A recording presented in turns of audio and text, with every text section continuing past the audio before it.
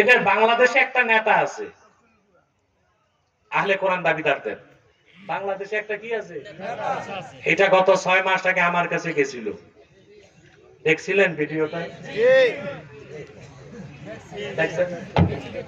দেখছেন না? নেতাটা আমার কাছে গেছিল, নাম বললেন না, একটা বিশ্ববিদ্যালয়ের প্রফেসর ছিল সে, এখন ইহুদিদের দালাল। তার বক্তব্য হচ্ছে বুখারী মুসলিমে শুধুই জাল কথা, কোন একটা হাদিসও সহিহ না, সে বলে সব জাল। সে মুসলমান না কাফের? তা আমার কাছে গেছে যে এমনে তো যায় না, সে জানে খরগোশ কি এমনে এমনে বাঘের গুহায় যায়? কথা বলেন না। আপনারা তো ভিডিওতে সপ্তাহ দেখেন নাই, সে ক্যান্টনমেন্ট থেকে একজন মেজরকে দিয়ে ফোন করিয়েছে নারায়ণগঞ্জের পুলিশ সুপারকে, যে আব্বাসী মঞ্জিলে সে যাচ্ছে, তার নিরাপত্তা দিতে হবে। সকাল 10টায় আমার কাছে আসছে, 9টায় গেছে ডিসি সাহেবের বাড়িতে Narayanganj. DC, SP, colonel, major সব রেডি করে ফোর্স নিয়ে আসছে। আমি বলছি ঠিক আছে আসো। কারণ ঢুকে যখন আমার অস্ত্র দেখছে, ভূমিকম্প শুরু হয়েছে। আমার অস্ত্র কি ট্যাঙ্ক কামান? কিতাব, কিতাব পত্র নিয়ে বসছি। এখন বলে বসবো না, আজকে না কালকে, যেমনে বসাইতে হয় আমি বসাইছি। মাত্র 22 মিনিটের মাথায় নাকে খত দিয়া মস্তক নত করে পরাজিত হয়ে বের হয়ে গেছে। দেখছেন না?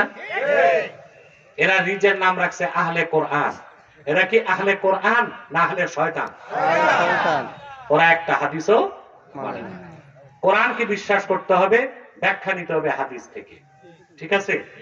এই ব্যাপারে আমার স্বতন্ত্র লেকচার আছে, আব্বাসী টিভি লিমিটেডে দেখার চেষ্টা করবেন। আমি সামনের দিকে বাড়ি।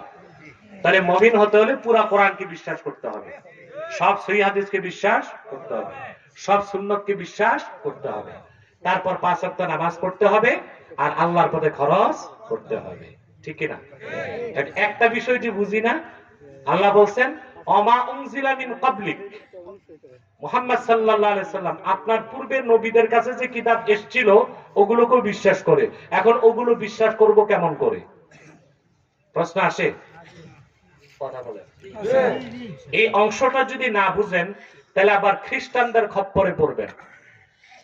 খ্রিস্টানরা বাংলাদেশে তলে তলে কাজ করতেছে। ওই যে রাজনীতিতে শুনেন তলে তলে ম্যানেজ, খ্রিস্টানরা তলে তলে কাজ করতেছে। তলে তলে কাজ করতেছে। শুধু ইসাই জামাত নামে খ্রিস্টানদের একটা দল 1975 সাল থেকে এই পর্যন্ত বাংলাদেশে 2.5 লক্ষ পরিবারকে খ্রিস্টান বানিয়েছে। কত? তারা মানুষকে ধোঁকা দেয় কিভাবে? মুসলিমদেরকে বলে যে ভাই তুমি মুসলমান, সমস্যা কি? কোরআনেই তো আল্লাহ বলছেন কোরআনকেও বিশ্বাস করতে হবে, আগের কিতাবগুলো বিশ্বাস করতে হবে। তাহলে তুমি ইনজিলকে মানো, ওদের ইনজিল শরীফকে মানতে বলে। এখন ব্যাখ্যা লাগবে আপনাদের? কথা বলে না। আল্লাহর কোরআনের আগে যত কিতাব এসেছে 104টা কিতাবের